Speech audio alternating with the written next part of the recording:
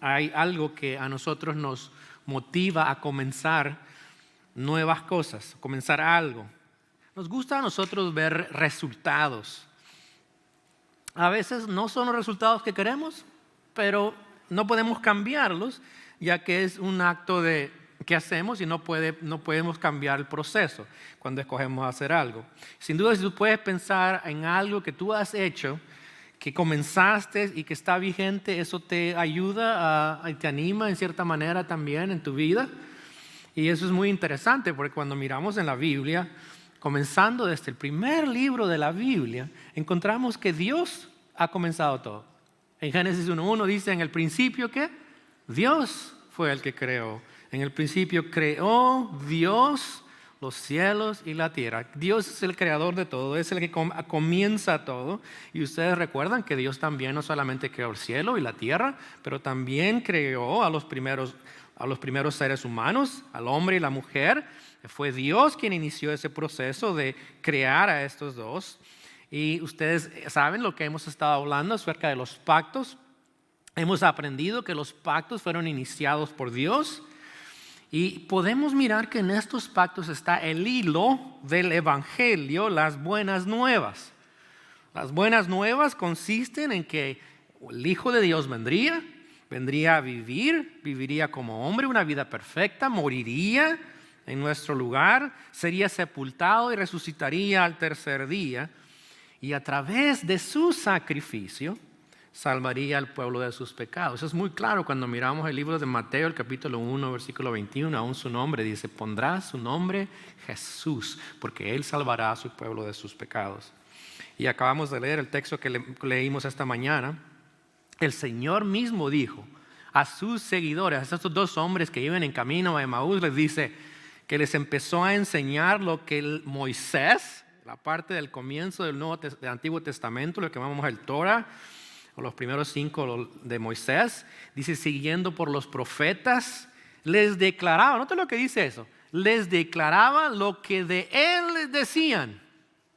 Quiere decir, cuando miramos el Antiguo Testamento, miramos que el Señor está en el Antiguo Testamento, está mostrando cómo está entrelazado la vida de Él y el Evangelio que vendría a nosotros.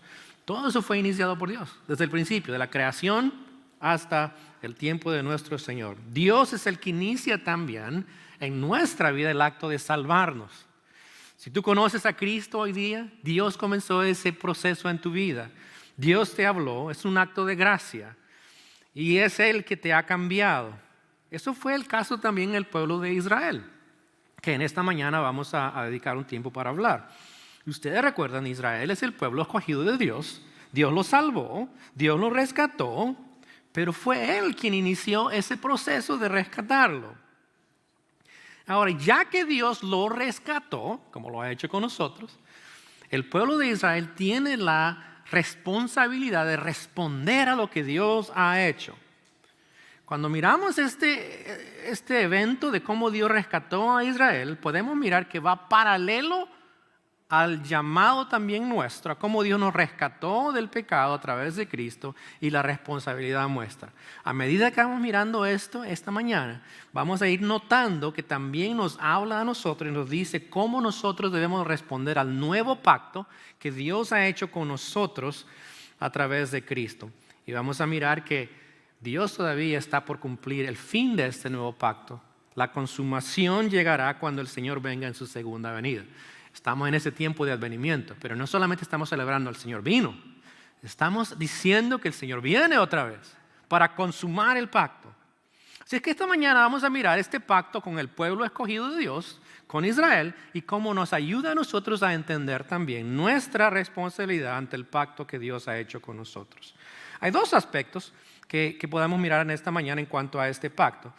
Es obvio lo que les he dicho. Primero tiene que ver con el hecho de que Dios comienza todo y termina también con Dios. Si usted va conmigo a Deuteronomio capítulo 4 y mantenga su Biblia ahí porque vamos a mirar algunas citas de ahí. Hemos dicho, Dios creó todo. Dios fue el que creó todo desde el principio. Dios fue el que llamó al pueblo de Israel, fue el que formó al pueblo, pero está basado en la identidad de Dios y su carácter. Y cuando Dios les llamó es porque habla de cerca de quién es Él y cuál es su carácter. Y cuando Él les da sus leyes para seguir, también esas leyes es un reflejo de lo que Dios es en su carácter.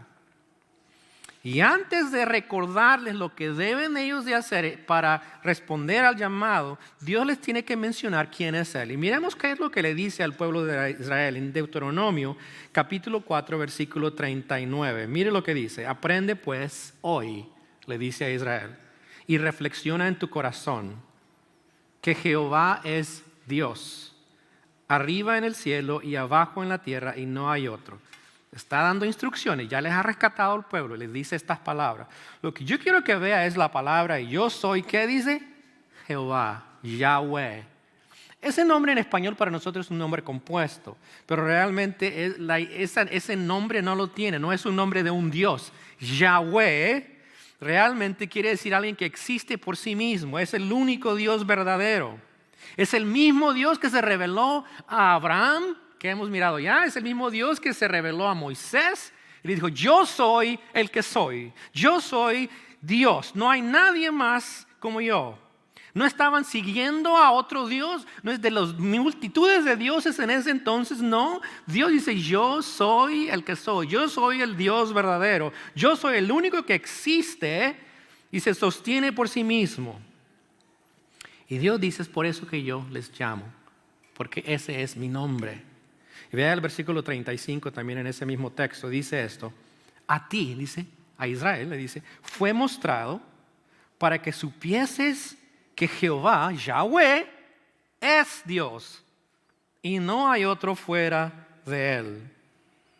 Israel de primera mano pudo ver las obras de Dios y a ellos Dios les mostró que Él era el único Dios verdadero. ¿A qué se está refiriendo a la obra o las obras que Dios hizo? ¿Se acuerdan? ¿Qué hizo para crear ese pueblo? ¿Tuvo que sacarlo de dónde? De Egipto. La semana pasada, sí, hablamos de Abraham. ¿Se acuerda qué le dijo a Abraham? Le había dicho a Abraham: voy a hacerte una nación grande. Pero le dijo: esa nación, cuando haya crecido mucho, va a pasar por 400 años en cautiverio, esclavizada. Pero yo voy a sacar a esas personas y de ahí voy a formar un pueblo. Y eso es precisamente lo que miramos aquí. Dios ya ha sacado al pueblo de Israel y Él actúa en salvar a su pueblo. Todo está iniciado por Dios, está basado en quién es como Dios, en su carácter y aún también en nuestras vidas.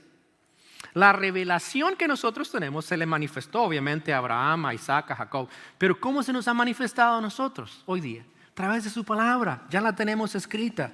Dios nos ha dado su revelación. Él decidió revelarse al pueblo de Dios. Dios se ha decidido revelar a nosotros a través de su palabra. Y es a través de su palabra que nos damos cuenta quién es Él, quién es Dios. Es a través de su Espíritu también que Dios nos ha llevado a la salvación. Y es a través de su Espíritu que Él está perfeccionando nuestras vidas hasta que nosotros lleguemos a ese punto final cuando Dios nos perfeccione completamente, cuando venga otra vez o cuando nos llame a su presencia. No solo podemos ver cómo todo comienza con Dios revelándose a su pueblo, sino miramos el aspecto de cómo Dios hace este pacto con Moisés. Llamamos el pacto mosaico, que comienza con la liberación del pueblo de Israel de Egipto. Miremos un poquito más acerca de este evento. Primero queremos hablar que este evento es un acto de gracia. El acto de salvación de Dios es un acto de gracia. Miremos ya, como les dije, la semana pasada hablamos de esto, cómo fue que Dios llamó a Abraham. Ahora están ellos rescatados. Y si usted va al libro de Éxodo, usted puede mirar toda la narrativa en cuanto a cómo Dios lleva a cabo esta obra de salvación. Les voy a dar el resumen. En el capítulo 2 de Éxodo, versículos 23 al 25, encontramos que Dios escucha el gemido del pueblo de Israel. Están sufriendo como esclavos y el Señor escucha y actúa. ¿Qué hace? Él llama a Moisés para llevar a cabo esta obra de sacarles de Egipto. Lo encontramos en Éxodo capítulos 3 al 15. Usted lo puede leer en casa. Y Dios les libera de ahí con poder. Les muestra con actos poderosos y les lleva al monte Sinaí, el monte de Dios que se llama después en Éxodo 16 a 19. Es ahí, en esa área, en ese lugar, que Dios les da sus leyes. Y eso lo encontramos en Éxodo 20 a 23. Y ahí es donde Dios establece su pacto con Israel. Fue un acto de gracia. Dios no tuvo que o tenía que salvarles. Dios inició ese pacto. Israel no podía hacer nada, estaba esclavo por 400 años, imagínense. 400 años esclavo, ¿quién diría de que ellos mismos iban a salir de ahí y rescatarse por sí mismos? No, no era posible. Dios inició ese acto de salvarles. Fue un acto de gracia de Dios. Y es lo mismo para nosotros. La Biblia es clara de que Dios nos ha rescatado de la esclavitud del pecado. Pero no fue un acto que Dios lo hizo porque nosotros hicimos algo. Dios lo hizo por su gracia. Por medio de la fe en Cristo nosotros somos salvos. Eso lo encontramos claro en la Escritura. Es un acto de Dios. Ahora, ¿qué refleja ese evento de salvar al pueblo de Israel? ¿Qué nos está diciendo o qué les está diciendo al pueblo de Israel? Les está mostrando que Dios es el único Dios verdadero. Vean en Deuteronomio, donde hemos estado, versículos 34 y 35, lo que dice. O ha intentado, miren la pregunta que les hace Dios para decirles que este acto de salvarles a ellos es único, es especial, es por su gracia y es para mostrar que Él es el único Dios verdadero. Y recuerde esto, el ambiente en lo que ellos estaban viviendo es un ambiente politeísta, donde había cantidad de dioses. Es la única nación al que Dios le habla y forma. Y Dios está probando con sus obras que Él es el único Dios verdadero. Mira lo que le dice Dios al pueblo en Deuteronomio 4, 34 y 35. ¿O ha intentado Dios venir a tomar para sí una nación de en medio de otra nación con pruebas, con señales, con milagros y con guerra y mano poderosa y brazo extendido? Otra vez, esa es la salida del Éxodo. Y hechos aterradores, como todo lo que hizo con vosotros Jehová vuestro Dios en Egipto ante tus ojos. A ti te fue mostrado, le dice Moisés al pueblo de Dios, que Dios está diciendo, para que supieses que Jehová, Yahweh, es Dios y no hay otro fuera de Él. Ese es Dios. Esa es la razón por cual les sacó de Egipto, para mostrar que Yahweh es el único Dios verdadero. Solamente hizo esto con el pueblo de Israel. Fue un acto único de Dios por su gracia. Y es lo mismo que hace con nosotros. Si tú ya has creído en Cristo, Dios te salvó por acto soberano de su voluntad. Le complació a Dios salvarnos. Esta obra de nacer de nuevo que hablamos muchas veces entre los cristianos muestra que solamente hay un Dios verdadero. Él es el que nos ha salvado y nos ha hecho una nueva persona. Y lo quiero decirle esto, los dioses que habían en ese entonces no podían ofrecer ninguna seguridad a la gente, a las naciones. Es más, estos dioses fueron creados por ellos. Ellos les daban los nombres y ellos decidían qué favores daban a esta gente. Si te portabas bien y hacías esto, Dios te mandaba las lluvias, etc. Ese es el tipo de dioses que seguían.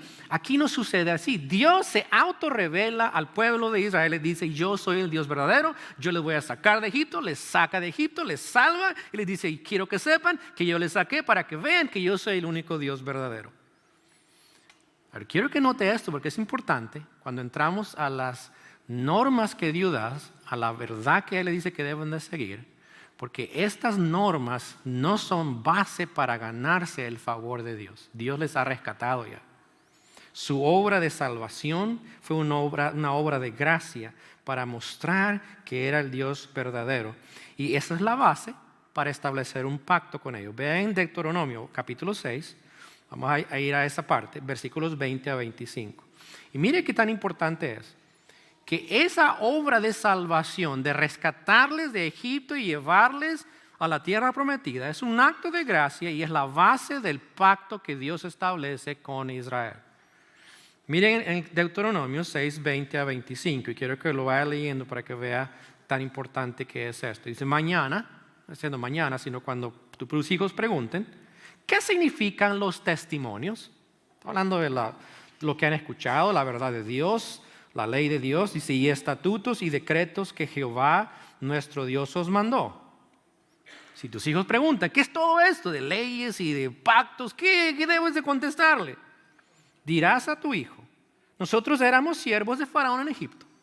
Y Jehová nos sacó de Egipto con mano poderosa. La narrativa, la experiencia. Dios nos sacó de este lugar donde estábamos. Como creyentes, piensa esto. ¿Qué debemos de contar a nuestros hijos? ¿Por qué eres cristiano? ¿Por qué sigues al Señor? Dios me rescató cuando yo vivía en pecado, y usted empieza a narrar su testimonio. Eso es lo que está diciendo. Jehová hizo señales y milagros grandes, fuertes, terribles en Egipto, sobre Faraón, sobre toda su casa, delante de nuestros ojos, y nos sacó de allá para traernos y darnos la tierra que juró a nuestros padres. Y nos mandó Jehová que cumplamos todos estos estatutos y que temamos a Jehová nuestro Dios, para que nos vaya bien todos los días y para que nos conserve la vida como hasta hoy. Y tendremos justicia cuando cuidemos de poner por obra todos estos mandamientos delante de Jehová nuestro Dios, como Él nos ha mandado. ¿Qué está diciendo la Escritura aquí? Que cuando las personas, los hijos pregunten, ¿qué es esto de las leyes que recibieron los pactos? Ellos tienen que decirle que la base de este pacto es lo que Dios hizo en sus vidas. ¿Qué hizo en sus vidas? Liberarles de la esclavitud y darles la tierra prometida. Dios estableció este pacto con ellos después de haberles rescatado. Es que Dios les da estos mandatos. La obra o los hechos de salvación de Dios establecen la base de ese pacto. Primero les salvó por su gracia y luego les dice, ustedes ahora tienen que cumplir con lo que Dios les manda. ¿Por qué es importante esto? Porque cuando usted ve los mandatos, ¿verdad?, que Dios le dio al pueblo de Israel, si la gente solamente dice esto es lo que manda Dios, pero no le explica el por qué deben de obedecerlo, no tiene mucho sentido obedecerlo. Quizás usted piensa, no entiendo muy bien eso. Ok, déjeme decirle esto. Usted no puede decirle a sus hijos, Dios te manda a hacer esto, si usted no le dice por qué Dios le manda a hacer eso. ¿Sí? Quiere decir, si mi hijo pregunta por qué yo debo de orar, bueno, tienes que orar porque Dios te ha salvado, Dios te ha rescatado, y como un acto de adoración a Él, tú quieres buscarle a Él. ¿Sí? Si usted no ha experimentado ser rescatado del Señor, no puede decirle esto. Son leyes, son mandatos, es religión. Y eso es lo que está estableciendo aquí, que la base del pacto es lo que Dios ha hecho en la vida de la persona, del pueblo. Es la base de ese nuevo pacto. Y es lo mismo también para nosotros. Si tú conoces a Cristo, Dios ha hecho un nuevo pacto con nosotros a través de su muerte y su resurrección. Nos ha salvado por la fe, nos ha rescatado por la fe en Él, por su gracia. Tenemos esta relación con Él y son la base para nosotros vivir para Él. Pero si nosotros no hemos llegado a ese punto de darle nuestra vida a Cristo, lo que estamos mirando son reglas, es religión, porque parece todo regla, hay que hacer, pero eso no tiene mucho sentido si no hay una relación con Dios. Ahora miremos las palabras que Dios le da al pueblo de Israel. Vea en Deuteronomio, vaya hacia atrás, capítulo 4, mire los versículos 1 y 2. Llamó Moisés a todo Israel y le dijo, oye Israel, los estatutos y decretos que yo pronuncio hoy en vuestros oídos, aprendedlos y guardadlos para ponerlos por obra. Jehová nuestro Dios hizo pacto con nosotros en Horeb. ¿Sí ve? Ahora sí Dios está diciendo, aquí está Moisés, le está diciendo, esas son las palabras de Dios, la revelación escrita que quiero darles, que son parte de ese pacto que yo quiero hacer con ustedes. Ya les liberó, ahora les va a dar esas palabras de vida. Son palabras de vida porque son para vivir. Fueron dadas por Dios directamente. La obra de salvación establece en ese fundamento de ese pacto, como ya hemos dicho. Y estas palabras de vida es su revelación de quién es Dios para ellos, para que sepan cómo vivir de acuerdo a la verdad de Él.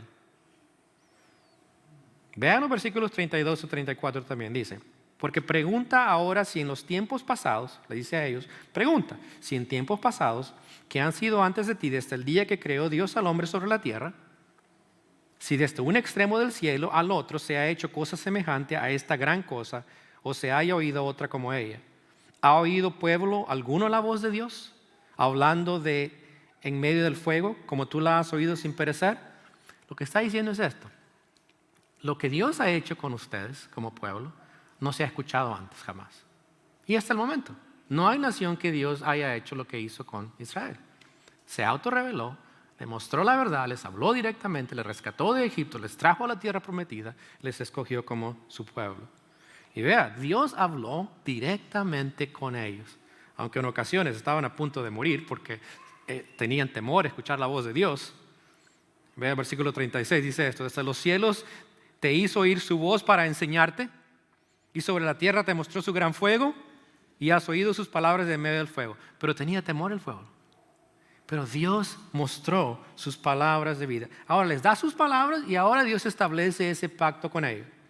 Miremos sobre ese pacto.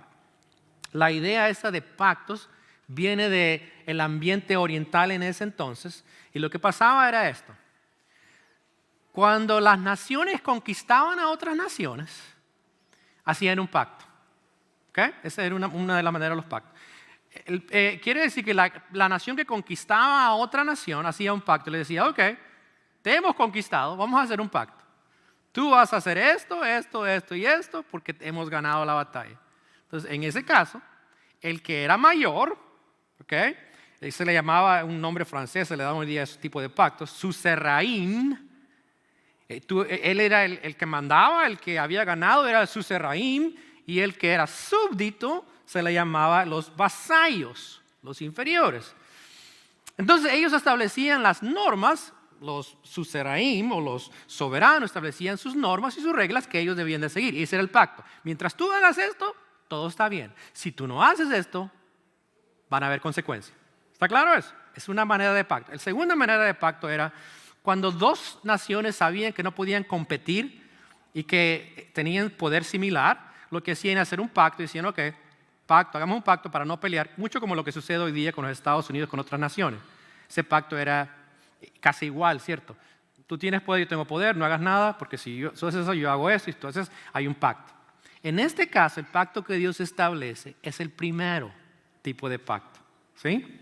Dios es el superior. Y Dios establece un pacto así con Israel. Y lo que está diciendo es, desde el momento que Él llamó a Abraham, Él hizo este pacto con Abraham de esa misma manera, ahora lo está haciendo con el pueblo de Israel, y Dios les dice que Él va a hacer este pacto con ellos. Pero Él es superior, ¿cierto? Usted pensaría, ok, si Él es superior, quiere decir que Dios va a tomar ventaja de esto. Vea qué interesante, porque esto no es lo que Dios hace.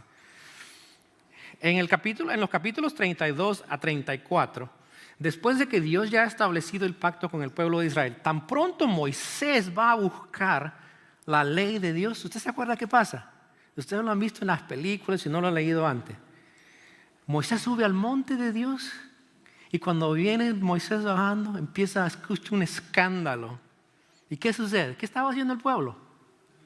Fiesta, pachanga, pero con otro Dios. Se hicieron su Dios, convencieron a Aarón que les hiciera un Dios. Y entonces va bajando pobre Moisés, yo lo siento mucho por él. Va con sus tablitas de la ley, muy listo, y le dice, escucha, mira lo que está haciendo tu pueblo, le dice Dios. Ay, no. Están felices, dice Moisés, están celebrando. Dios le dice, no seas tonto, es mi versión. No seas tonto, Moisés, escucha, eso no es celebración ni la buena de Dios, son celebraciones, son orgías a otros dioses. Moisés, sin duda se le cayó todo ahí. ¿Y sabe qué hace Dios? Dios está a punto de destruir a la nación. Dios le dice a Moisés, ¿sabes qué voy a hacer? Déjame terminar con ellos. Voy a hacer algo, yo no quiero más. Y Moisés intercede. Moisés le dice, no, por favor no hagas eso. Recuerda el pacto con Abraham. Dijiste que ibas a crear una nación de ellos. No lo hagas. Entonces Dios decide, ok, castiga a la nación. Usted ve en Éxodo 32, 35, Dios castiga. Mucha gente muere. Y Dios dice, ¿sabes qué? Moisés está bien. Les castiga, no voy a ir con usted, voy a mandar mi ángel. Y Dios le dice, no, Moisés le dice, no, Señor, no. Tienes que ir con nosotros. Dice, todos los pueblos de la faz de la tierra van a mirar eso. No van a decir, ¿qué hiciste con esa gente? ¿Los sacaste y no fuiste con ellos? No. Y Dios escucha la oración de Moisés. Y Dios dice, está bien, voy a ir con ustedes. Moisés hace algo muy atrevido. Dios le dice, y este es un pasaje que me emociona porque Moisés pidió algo tan grande. ¿Y qué le dice? Muéstrame tu gloria. ¡Wow! ¡Qué atrevido! Y usted pudiera decir que Dios diría, Moisés no quiero, pero Moisés tenía su corazón bien con Dios. Quería ver que Dios le mostrara que Él era quien decía que Él decía que era. Y miren en Éxodo 34, 6 y 7 lo que sucede. ¿Y por qué lo vamos a leer? Porque vea lo que pasa y lo que hace. Está pidiendo, muéstrame la gloria. Y pasando Jehová por delante de él, escuche, proclamó, Jehová, Yahweh, fuerte, misericordioso y piadoso, tardo para la ira, grande en misericordia y verdad, que guarda misericordia a millares, que perdona la iniquidad, la rebelión y el pecado, y que de ningún modo, note, Dios es perdonado todo esto, pero de ninguna manera, de ningún modo tendrá por inocente al malvado, que visita la iniquidad de los padres sobre los hijos de los hijos, hasta la tercera y cuarta generación. ¿Sabe qué está haciendo Dios? Dios está diciendo, voy a cumplir mi pacto. Pasa por en medio de Moisés, le dice, ese soy Dios, mi pacto es vigente. Yo soy un Dios perdonador, un Dios que da gracia. Y Dios dice, mi pacto lo voy a cumplir. Eso es lo que está diciendo. Y vea, porque inmediatamente, vea en el versículo 10, Éxodo 34, y mire lo que dice. Y él contestó, he aquí, yo hago pacto delante de todo tu pueblo, le dice a Moisés. Haré maravillas que no han sido hechas en toda la tierra, ni en nación alguna. Y verá todo el pueblo en medio del cual estás tú, la obra de Jehová, porque será cosa tremenda la que yo haré. ¿Qué está diciendo? Yo soy el superior, yo soy el suzeraim, pero ¿sabe qué? Ustedes no actúan como yo mando, pero yo, ustedes que son los vasallos, les doy la gracia y les perdono sus pecados. Y yo, porque les voy a mostrar esta misericordia y mi gesed, que voy a cumplir este pacto con ustedes. ¿No le parece eso sorprendente? Dios siendo superior dice, yo te entiendo, tú no puedes cumplirlo, pero mi gracia te va a sostener. Eso es lo que hace hoy día con nosotros. Usted no puede vivir la vida cristiana solo. Si usted es creyente, ha conocido a Cristo, le voy a decir, usted no puede vivir la vida. Es más, quizás vino esta mañana y se enojó. Quizás viene peleado con alguien. Y eso es pecado contra Dios, una afrenta a Él. Y Dios dice, no te preocupes, te perdono, mi gracia es suficiente. Yo voy a cumplir mi promesa de llevarte al fin de todo esto. Increíble, ¿cierto? Dios ha hecho un nuevo pacto con nosotros y vamos a ver más adelante porque lo vamos a celebrar esta mañana. Es un pacto que fue instituido por el Señor. Ahora, sabiendo todo esto, ¿qué es la reacción que debe tener el pueblo de Dios? Y aquí se pone bueno la cosa. Número 1, debe de ser obediente a lo que Dios manda. Dios ha hecho esta obra maravillosa, este pacto con ellos, les ha rescatado. Ellos tienen que cumplir con sus obligaciones del pacto. Como les digo, los vasallos cumplían el pacto para mostrar amor y lealtad hacia su soberano. Y si ellos lo hacían, vendrían bendiciones del superior. Esa era la idea de ese entonces en los pactos.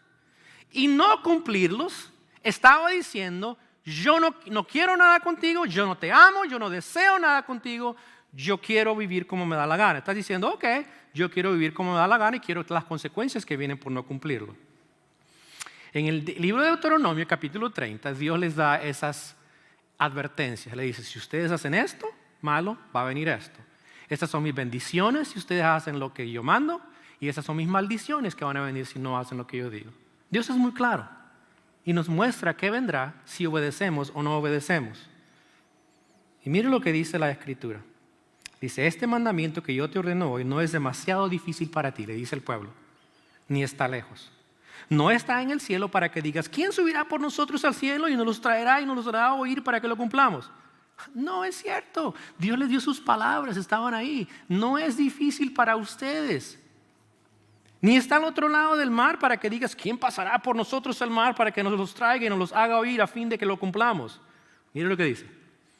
Porque muy cerca de ti está la palabra, en tu boca y en tu corazón para que la cumplas. Dios dice, ustedes tienen lo que yo quiero que hagan y ustedes pueden cumplirlo. Y si son obedientes, Dios va a cumplir las bendiciones que Él les promete. Y si no son obedientes, les va a perdonar, pero van a venir consecuencias. Pero no había confusión. Dios es claro. Dios revela lo que Él quiere que ellos hagan. Y está escrita en la Escritura. Parte de esas palabras son los 10 mandamientos que ustedes ya hemos estudiado anteriormente. Parte de cumplir con esos mandatos de Dios tiene que ver, o más bien, déjeme volver atrás. Cumplir las palabras de Dios, que son parte de su pacto, de parte de los que son vasallos o inferiores, es mostrar el amor haciendo lo que Él manda. Y eso es lo que Dios les dice al pueblo de Israel. Si usted mira en Deuteronomio 10, 12 a 13, dice esto. Ahora pues Israel, ¿qué pide Jehová tu Dios de ti? Sino que temas a Jehová tu Dios, que andes en todos sus caminos y que lo ames. Y sirvas a Jehová tu Dios con todo tu corazón, con toda tu alma, que guardes los mandamientos de Jehová y estatutos que yo te prescribo hoy para que tengas prosperidad. ¿Ve lo que está diciendo Dios? Obedecerle a Él es un acto de amor. Ustedes responden a lo que Dios ha hecho, dice. Ustedes responden a lo que yo he hecho en sus vidas, pero es como un acto de amor. Dios quiere que nuestra obediencia sea un acto de amor. No cumplir lo que Dios manda es un acto de despecho a Dios. Es una falta de amor a Dios. Es una falta de lealtad a Dios. Dígame esto. ¿Tiene eso una aplicación hoy día? A nosotros. Somos la iglesia de Cristo. Si usted no lo ha escuchado antes, siga escuchando. Pero si eres creyente, tú sabes esto.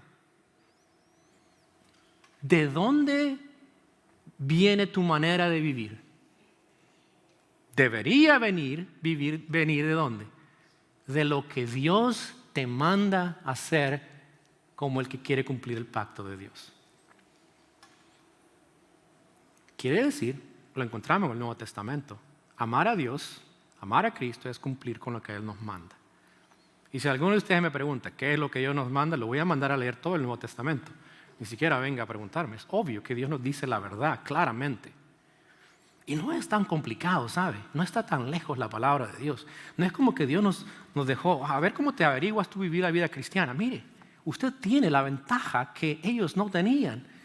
Usted abre el Nuevo Testamento y usted se da cuenta de la manera de vivir que Dios nos pide a nosotros como hijos de Él. No ser obedientes a su verdad es decirle a Él, no te amo. No te quiero. No quiero ser leal a ti. Y sabe, hoy día la falta de la iglesia en general, ¿por qué el mundo no puede ver la diferencia? ¿Usted puede adivinar por qué? ¿Por qué no puede ver realmente quién es el pueblo de Dios? ¿Por qué será? Me imagino que usted ya sabe que la razón es, no estamos mostrando la verdad. Y esa es la parte misional que pide a Dios. Dios pide no solamente que ellos cumplan la ley de Dios, pero parte de eso es mostrar esa luz con sus vidas a las naciones. Vea en Deuteronomios 4 a 6 a 8. Me encanta este texto. Parece que estuve hablando del Nuevo Testamento.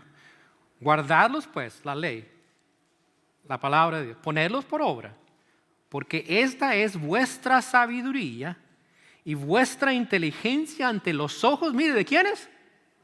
De los pueblos, los cuales oirán todos estos estatutos y dirán, ciertamente pueblo sabio y entendido, nación grande es esta. Se va a dar cuenta que la manera de vivir va a decir, wow, viven tan diferente, tan sabiamente. Y le repite ahí, porque qué nación grande hay que tenga dioses tan cercanos a ellos como lo está Jehová nuestro Dios en todo lo que pedimos. Y qué nación grande hay que tenga estatutos y juicios como es toda esta ley que yo pongo hoy delante de vosotros. Quiere decir que el pueblo de Dios, al cumplir la ley de Dios y vivir la manera de Dios, sería tan evidente que la gente diría, wow, qué sorprendente cómo vive esa gente, sabios. Ese es el mismo patrón para nosotros hoy día. Nuestra vida, manera de vivir, debería de llamar la atención y curiosidad a la persona. ¿Por qué eres así? ¿Por qué reaccionas diferente cuando alguien te grita? ¿Por qué perdonas a la persona que te ofende tanto? ¿Por qué? ¿Por qué eres tan amable con la gente a pesar de cómo? Déjame decirte por qué. ¿Sí ves eso? Eso es lo que está diciendo que ellos iba a suceder con ellos. Además, vea, hay más todavía, hay más. Quisiera tomar más tiempo, pero el reloj está yendo muy rápido. Levítico 19, 1 y 2. Mire lo que le dice. Y usted ha escuchado este texto. Habló Jehová a Moisés diciendo, habla a toda la congregación de los hijos de Israel y diles que nos gusta esa frase. Santos seréis, porque santo yo soy Jehová vuestro Dios. Usted dice, wow, tengo que ser santo. Ya estuvo, tengo que tener una vitrinita ahí o algo, no salir de mi lugar y todo el mundo sepa de que yo soy santo. No, le voy a decir esto, cuando usted sigue leyendo este pasaje en Levítico y empieza a mirar, Dios empieza a decir, cuando eres santo, esta es la manera de vivir. Se muestra esto, y son cosas prácticas en la vida.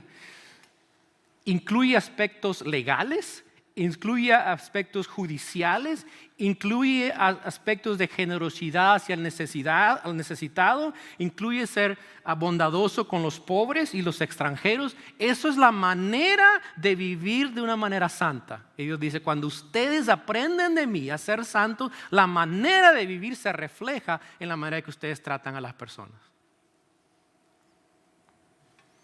Es increíble eso, ¿cierto? Ellos tenían que mostrar la bondad, el carácter de Dios a las naciones, a las personas alrededor. Dice esto, miren, en Deuteronomio 15, 14 y 15, dice, les darás de aquello a la gente, dice, en que Jehová te hubiera bendecido y te acordarás de que fuiste siervo en la tierra de Egipto y que Jehová tu Dios te rescató, por tanto, yo te mando esta hoy. Lo que está diciendo es esto. Ustedes tienen que actuar de esta manera bondadosos y generosos, porque ustedes son una extensión de mi bondad. Yo les mostré mi bondad a ustedes. Ahora ustedes muestren mi bondad a otros. Y acuérdense de dónde vinieron ustedes. ¿No le parece eso una buena aplicación hoy día? ¿Usted quiere hablarle a la gente de Cristo? Sí, bueno, pero demuéstrelo. Muestre con su vida.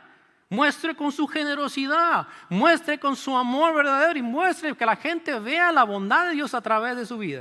Usted dice, pero yo no sé cómo vivir.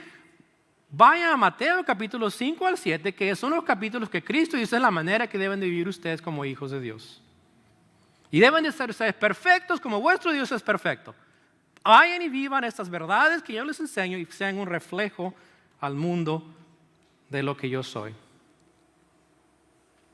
Cuando no mostramos esas realidades, especialmente cuando no mostramos ese amor, tanto unos a otros y lo mostramos a otros, ¿qué sucede? No reflejamos a Cristo. Cuando somos racistas, cuando discriminamos a base a criterio externo, no reflejamos a Cristo. Cuando juzgamos a los de afuera por su falta de moralidad y hacemos lo mismo nosotros, no reflejamos a Cristo. Cuando somos tacaños y no ayudamos ni cuidamos de los pobres y a los necesitados, no reflejamos a Cristo. El tiempo de Navidad es un buen tiempo para mostrar al mundo quién Dios es a través de nuestras vidas. Ahora, quiero terminar con esto. Este tiempo está difícil esto. Deuteronomio 8:2. ¿Cómo solucionar esto? Vea lo que dicen, lo voy a leer, 8:2. Dice, te acordarás de todo el camino por donde te ha traído Jehová tu Dios, estos 40 años en el desierto para afligirte, para probarte, para saber lo que había en tu corazón, si habías de guardar o no sus mandamientos. En capítulo 8 también le dice esto, versículo 11, mire, cuídate de no olvidarte de Jehová tu Dios para cumplir sus mandamientos, sus decretos y sus estatutos. ¿Sabe que Dios constantemente le dice al pueblo, no te olvides, no te olvides, no te olvides? Pero ese no te olvida no quiere decir, ay, se me olvidó traer algo. ¿Sabe que ese no se olvide? Olvidar es, en una relación es serio. Cuando en una relación alguien se olvida de usted, ¿qué pasa? No lo quiere. Se olvidó porque no es importante. Cuando nos olvidamos de Dios, estamos diciéndole, no te quiero. No quiero seguirte. Yo quiero vivir a mi manera. Cuando nosotros nos olvidamos de obedecer su palabra, eso es lo que estamos haciendo. Cuando Dios nos dice la verdad, pero nosotros decidimos no hacerla, estamos diciendo esto. Eso muestra nuestro orgullo y nuestra ingratitud. Eso le dice el pueblo en Deuteronomio 8, 12 al 14. Se muestra el orgullo y empieza uno a pensar, yo no necesito a nadie más. Yo puedo vivir la vida sin Dios. Eso es lo que estamos diciendo. ¿Y sabe cuál es la respuesta? Es adorar a Dios.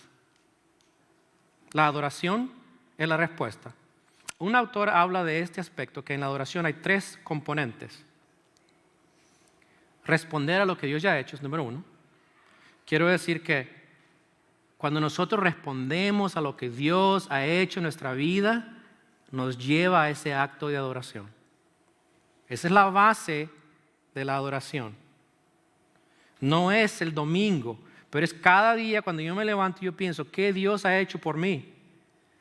Es un acto de adoración cuando yo recuerdo eso y le digo a Él.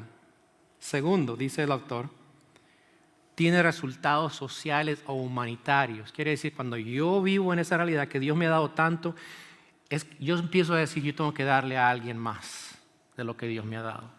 Y empiezo a mostrarlo a otros. Trae resultados. Y tercero, dice el autor, requiere también un corazón íntegro, leal a Dios. Y para adorar a Dios es necesario tener un corazón íntegro y leal a Dios. El Salmo 15 dice, Jehová, ¿quién habitará en tu tabernáculo? ¿Quién morará en tu monte santo? El que anda en integridad y hace justicia. ¿Ve eso? Y habla verdad en su corazón, el que no calumnia con su lengua, ni hace mal a su prójimo, ni admite reproche alguno contra su vecino. Aquel cuyos ojos el vil es menospreciado, pero honra a los que temen a Jehová. Él, el que aún jurando en daño suyo, no por eso cambia. Quien su dinero no dio usura, ni contra el inocente emitió cohecho. Quiere decir, persona que vive de una manera fiel a Dios, con un corazón limpio, esa es la persona que puede ofrecer la adoración a Él. Esa es la respuesta para nosotros cuando estamos inclinados a olvidar a Dios. Si usted piensa que usted no pasa por eso, bueno, no creo que piense, creo que usted sabe eso. Su corazón a medida en la semana se olvida de Dios. Si no mantiene esa relación con Dios, estos son los pasos para dar. Reconocer lo que Dios ha hecho por nosotros, responder a eso en obediencia, compartir eso con los demás y mantener un corazón puro. Señor, gracias en esta mañana que podemos aprender lo que tú hablaste a tu pueblo sobre el pacto que harías con ellos. Y gracias que esta mañana podemos recordar el pacto que tú has hecho con nosotros a través de tu muerte, tu sepultura y su resurrección. Este pacto, Señor, nos invita a vivir la vida para ti, a ser obedientes a ti. Gracias, Señor, por eso, en el nombre de Cristo. Amén. Esta mañana tenemos la oportunidad de responder a Dios lo que Dios ha hecho. Les había hablado de ese nuevo pacto. ¿Y sabe lo que se hacía en ese pacto? Cuando se hacía ese pacto, y lo hizo con Abraham, se partía un animal, se partían animales en mitad. Se ponía en la mitad de los animales así, y la persona que iba a cumplir el pacto, los inferiores, no el superior, tenía que pasar por en medio de esos animales, porque eso estaba diciendo, yo cumplo con mi pacto. Pero ¿sabe qué sucede? Lo miramos la semana pasada. En el pacto que Dios hizo con Abraham, ¿quién caminó en medio de los animales? No, con Abraham. Dios. el superior, caminó y dijo, yo cumpliré mi pacto. ¿Quién hizo? Y bueno, después se hacía una celebración y fiesta, se comían esos animales. Esa celebración es importante. En el Nuevo Testamento, ¿quién es el que hizo el pacto con nosotros? Cristo. ¿Quién fue el que sacrificó su vida? Él fue.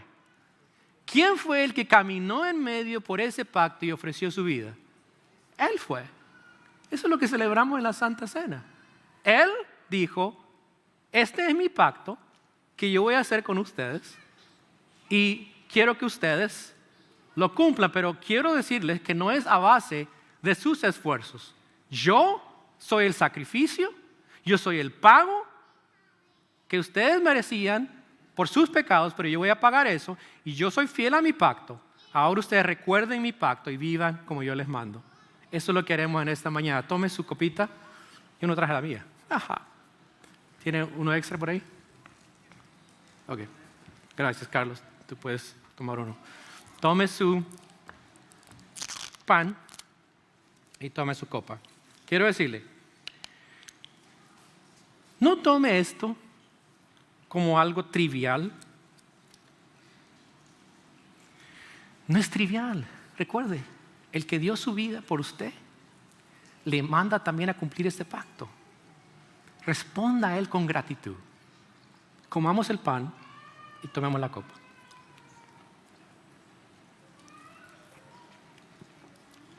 Gracias, Señor, que nos permites acercarnos con gozo y alegría